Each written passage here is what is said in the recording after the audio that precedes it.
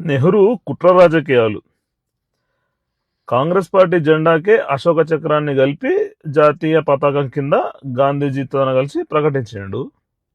అప్పట్లో గాంధీజీ కూడా ఏంటంటే దేశానికి స్వాతంత్రం వచ్చిన తర్వాత ఎట్లా కాంగ్రెస్ పార్టీని రద్దు చేస్తారు కనుక కనీసం జాతీయ పతాకం రూపంలో అయినా దేశ ప్రజలకి స్వతంత్ర పోరాటం గుర్తుకుంటది అని ఒప్పుకున్నాడు.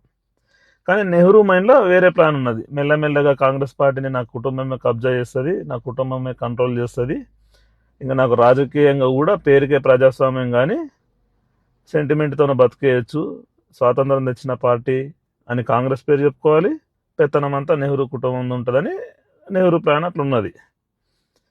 ఇప్పుడు కాన్ఫ్లిక్ట్ ఆఫ్ ఇంట్రెస్ట్ అని ఒకటి ఉంటుంది. దాని లెక్కన చూస్తే కాంగ్రెస్ పార్టీ జెండాని రద్దు చేయాలి, రద్దు చేసి వాళ్ళు వేరే ఒక జెండాను పెట్టుకోవాలి. ఎందుకంటే ప్రజాస్వామ్యంలో కాంగ్రెస్ ప్రత్యర్థులకి అది పెద్ద తలకాయ నొప్పి అయింది. కాంగ్రెస్ పార్టీని విమర్శిస్తే ఇట్లా శివలింగం మీద తేలులాగా తయారైపోయింది కాంగ్రెస్ పార్టీ జెండా.